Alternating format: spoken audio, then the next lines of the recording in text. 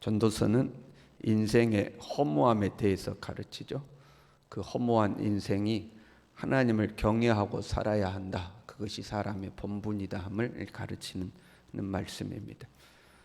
그래서 사람은 하나님을 경외하는 삶을 산다고 이제 살아가죠. 지금으로 말하면 신앙생활을 하는 거죠. 그런데 그 가운데도 문제가 있죠. 신앙생활을 하긴 하지만 그 신앙생활에 잘못된 자세가 생길 수가 있는 거죠. 지금 5장의 말씀은 우리가 읽은 본문의 말씀은 그것과 비슷한 말씀입니다.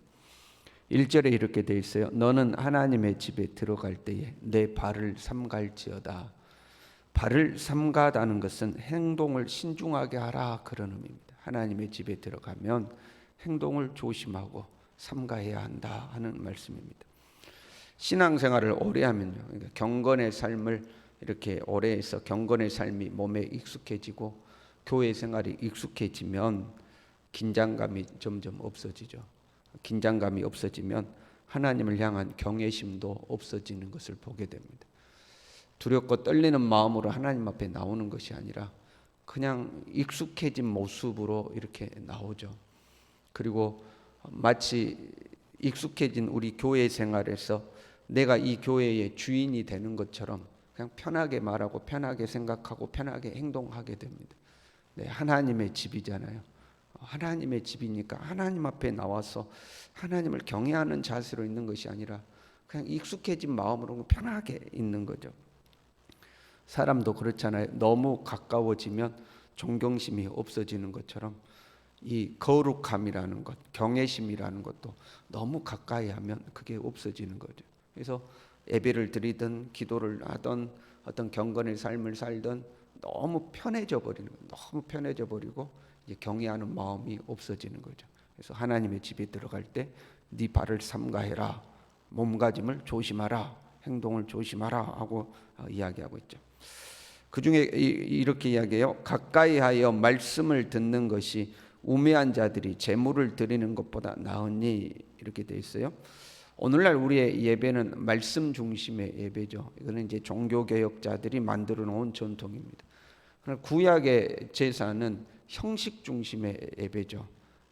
하나님 앞에 나와서 짐승을 잡고 그 짐승의 피를 뿌리고 하는 그 형식 중심의 예배였습니다. 형식 중심의 예배를 드릴 때는 그 형식을 갖춘 순서를 다 마치고 나면 그것으로 하나님을 예배하는 행위를 다 했다고 생각하기가 쉬운 거죠. 오늘날도 마찬가지입니다.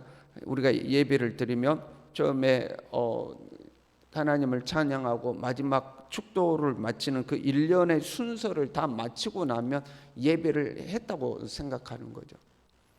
그 형식 중심의 예배를 드리고 나서 그 다음에 나는 하나님 앞에 할 바를 다 했으니 그들은 악을 행하면서도 깨닫지 못함이니라. 나는 하나님 앞에 제사 다 드렸으니까 그 다음에 삶은 괜찮다고 생각한다 하는 거죠.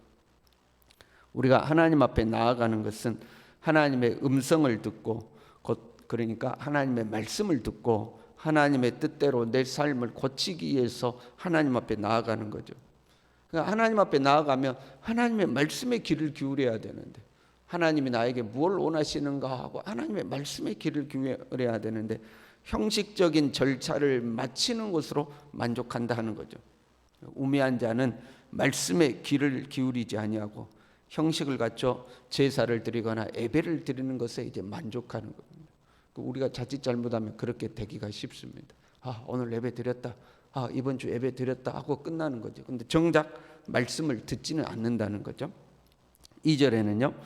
너는 하나님 앞에서 함부로 입을 열지 말며 급한 마음으로 말을 내지 말라 이렇게 되어 있습니다.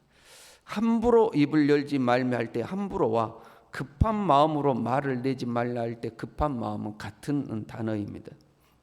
서두르다, 빠르다 그런 말이거든요.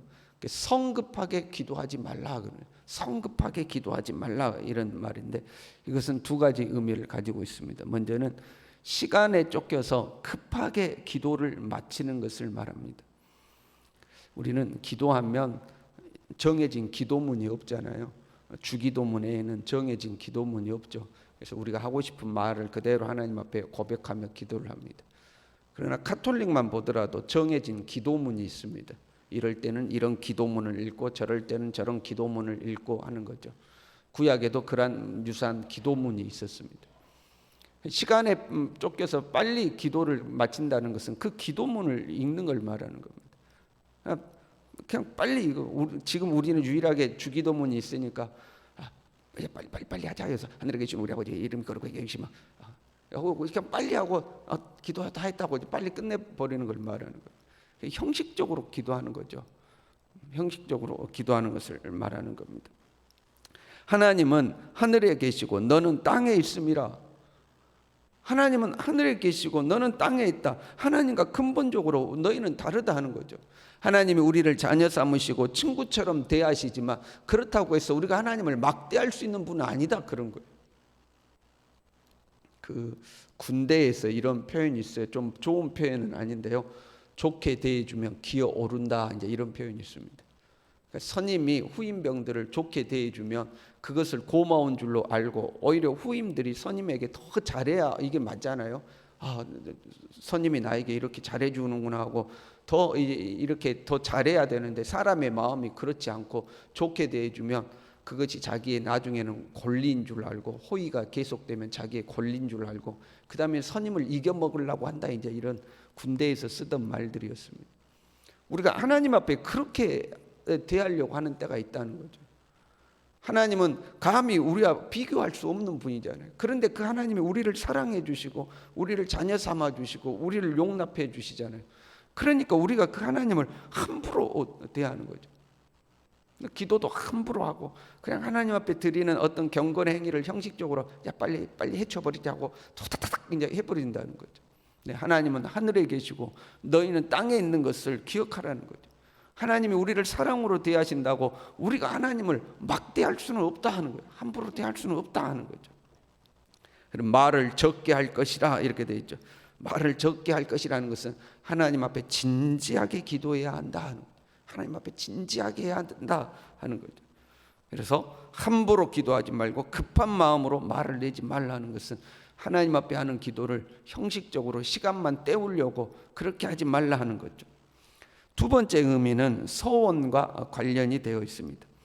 3절에요. 걱정이 많으면 꿈이 생기고 걱정이 많으면 꿈이 생긴다. 무슨 말이지? 이거는 7절과 연관되어 있어요. 7절에는요. 꿈이 많으면 헛된 일들이 많아지고 이렇게 되어 있습니다.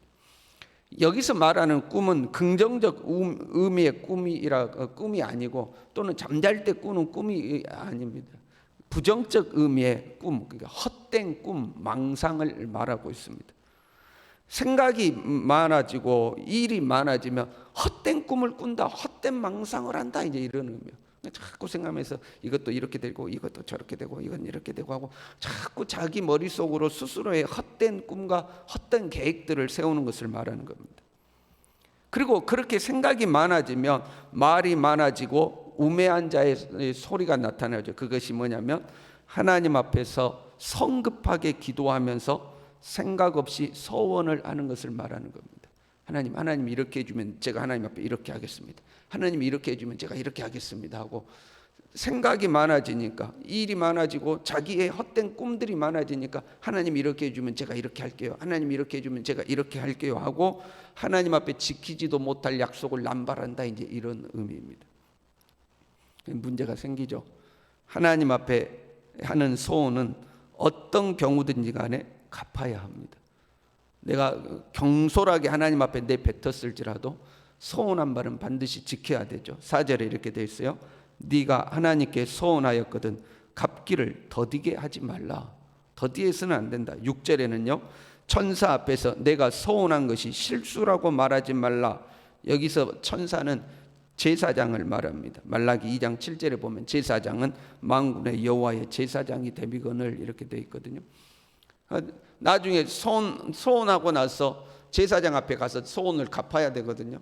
근데 제사장 앞에 가서 내가 실수였습니다. 그때는 실수로 그냥 그렇게 한 겁니다. 그렇게 말하지 말라는 겁니다. 그렇게 말한다고 통하는 게 아니라는 거죠. 소원은 자발적으로 하는 거지만 그 이행은 의무적으로 하는 겁니다. 내가 어떻게 소원했을지라도 하나님 앞에 제가 이렇게 하겠습니다 소원했으면 그걸 반드시 지켜야 하는 거죠. 더디 이행하는 것조차도 바람직하지 않죠. 5절에는요, 소원하고 갚지 아니하는 것보다 소원하지 아니하는 것이 더 낫다. 왜요? 6절에 네 입으로 네 육체가 범죄하게 하지 말라. 소원한 걸 갚지 않으면 하나님 앞에 죄다, 이렇게 돼 있죠.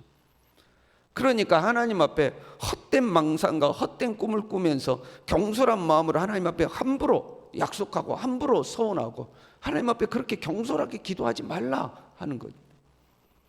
하나님을 경외하는 마음으로 네 발을 삼가고 네 행동을 신중하게 하고 네 언행을 신중하게 하나님 앞에 해야지, 함부로 하나님 앞에 말해놓고 상황 바뀌면 또 그때는 잘못 생각했습니다, 그때는 잘못 말했습니다 하고 말 바꾸고 그렇게 하나님을 함부로 대하지 말라 하는 말입니다. 하나님을 경외하는 것이 우리 사람의 본분이죠. 그러나 그 하나님을 경외하는 것조차도 형식적으로 하거나 형식적인 모양을 갖추었으나 정작 자기 욕심을 채우려고 함부로 하나님 앞에 경건의 행위를 하거나 약속을 하는 그런 경건의 행위를 우리는 경계해야 합니다.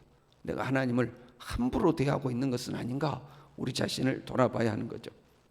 우리는 진심으로 하나님을 경외해야 합니다.